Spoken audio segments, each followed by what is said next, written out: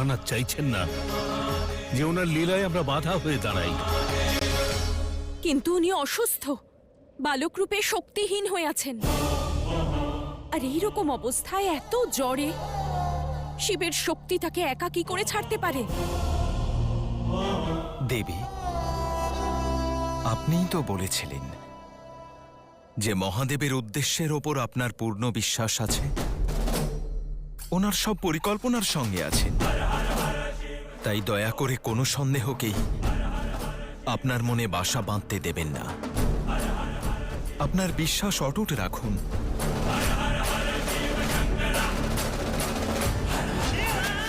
মহাদেব চান না যে আমরা এখন কেউ ওখানে উপস্থিত হই। আর নিশ্চয়ই এর পেছনে ওনার কোনো উদ্দেশ্য রয়েছে। আমরা এখানে থেকে ওনাকে সাহায্য করার পরিবর্তে ওনার কাজে না বাধা সৃষ্টি করি। আমাদের এখান থেকে চলে যাওয়াই উচিত দেবী।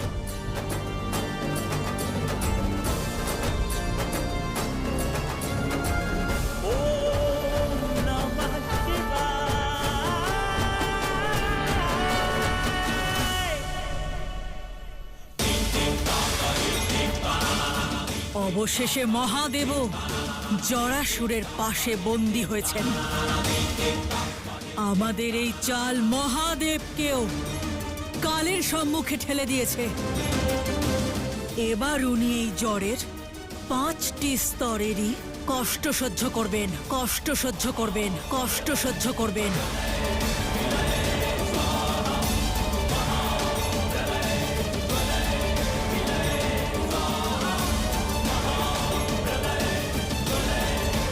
পরিস্থিতি আরো জটিল হয়ে উঠছে।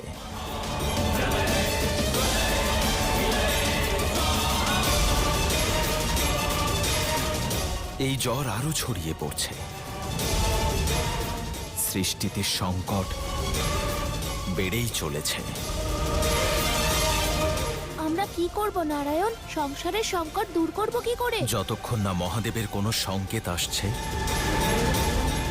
আমরা কিছুই করতে পারবো না। ভোলানাথ কি খেলা খেলছে কিছুই বুঝতে পারছি না। স্বয়ং জ্বরে আক্রান্ত হওয়ার পথ কেন বেছে নিল?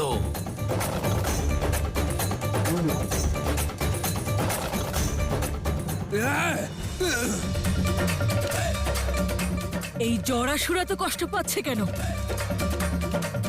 ওর শক্তি আবার হ্রাস পাচ্ছে না তো?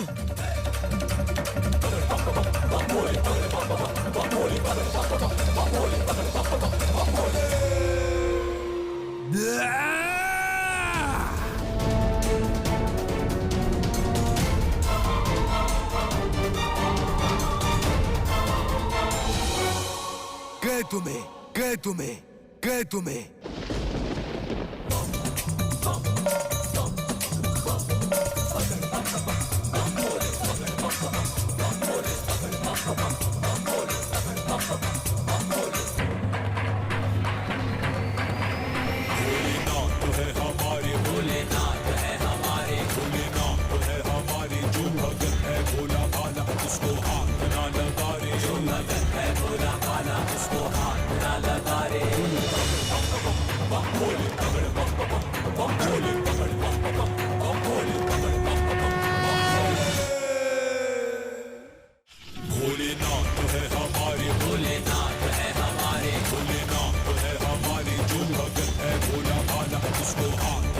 কে এই বালক?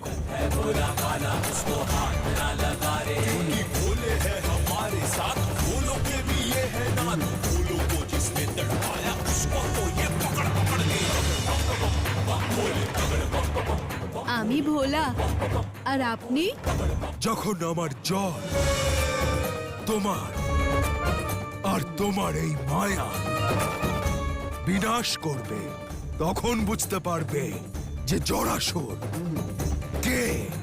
শক্তি সম্মান দেয়, কিন্তু শক্তির অহংকার বিনাশের কারণ হয়ে ওঠে। যে স্থানে কেউ আসতে পারে না, সেখানে তুমি কি করে পৌঁছলে? আমি তো তোমার কাছে পৌঁছইনি, তুমি স্বয়ং আমার কাছে এসেছো আর আমাকে জ্বর দিলে। যতক্ষণ না নিয়তি চাইছে ততক্ষণ কেউ কোথাও পৌঁছতে পারে না। সেই জন্যই বলছি, ভাগ্যের সংকেতকে বোঝো আর শুধরে নাও নিজেকে। এমন কিছু করো না যার দ্বারা তোমার শক্তি তোমার সংহারের কারণ হয়ে ওঠে।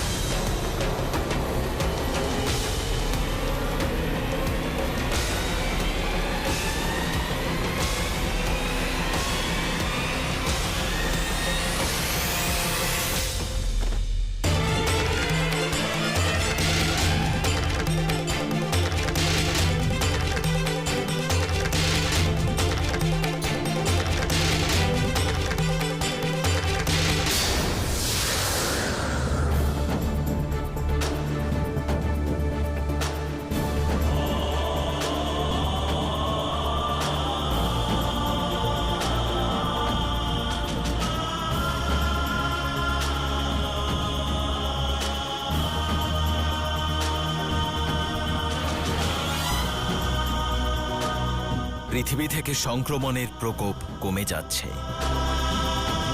পরিস্থিতি পুনরায় আগের অবস্থায় ফিরে আসছে।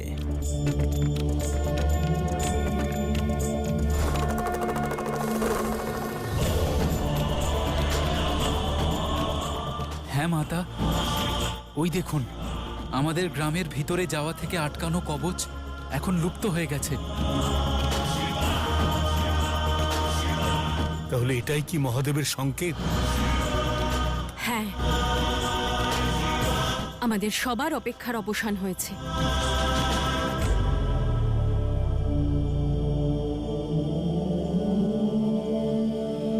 ভোলা, ভোলানাথ, চোখ খোলো পুত্র, চোখ খোলো। যদি তোমার কিছু হয়ে যায় তাহলে আমি কখনো নিজেকে ক্ষমা করতে পারবো না। চোখ খোলো পুত্র, চোখ খোলো পুত্র, চোখ খোলো ভোলানাথ।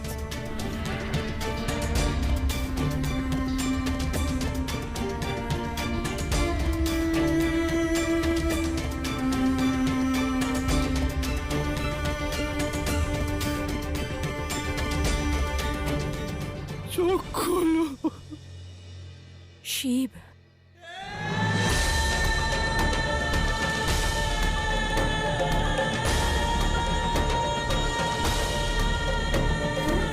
প্রভু, দেবী,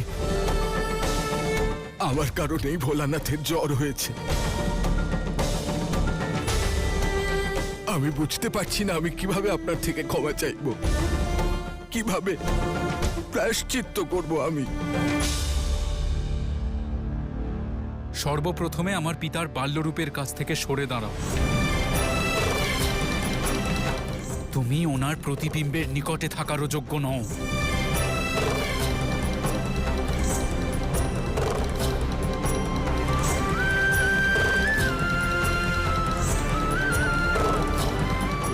কার্তিক, উনি ভোলানাথের ভক্ত, আর ভক্ত এবং ভগবানের মধ্যে আসার অধিকার তোমারও নেই। কেন মাতা, কেন নেই?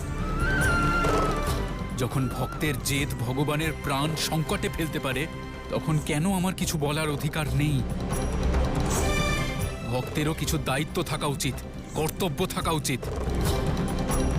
উনি আমার পিতা, উনি সবার কথা শোনেন, সকলের ইচ্ছা পূরণ করেন।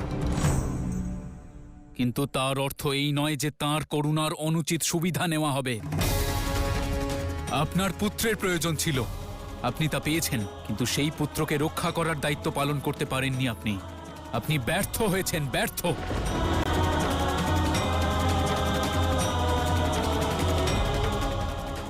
ভক্তেরা মনে করে যে সে তার ইচ্ছে মতো বরদান ভগবানের থেকে চাইতে পারে, কিন্তু যখন সেই বরদানের পরিণামের কথা আসে, তখন কেন আমার কিছু বলার অধিকার নেই? তখন ভক্ত তার দায় নিতে রাজি হয় না। প্রত্যেক আঘাত ভগবানকে সহ্য করতে হয়। এটাকেই কি ভক্তি বলে? শান্ত হও দাদা, উনি তো সাধারণ মানুষ, উনি কি করে জানবেন? হ্যাঁ কুমার কার্তিক, এই জ্বর থেকে তো দেবতারাও রক্ষা পাচ্ছেন না। উনি তো সাধারণ মনুষ্য। ইনি ভোলানাথের এই শিশুরূপকে কি করে রক্ষা করবেন? আর যিনি সমস্ত সংসারের রক্ষক, তাকে সংরক্ষণের কি প্রয়োজন কার্তিক?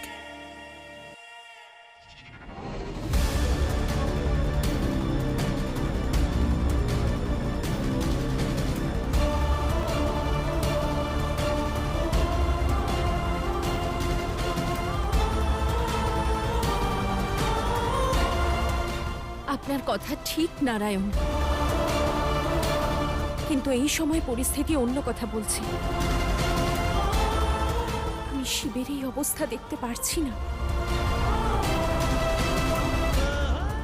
শিব, উঠুন, এই লীলার অবসান ঘটান।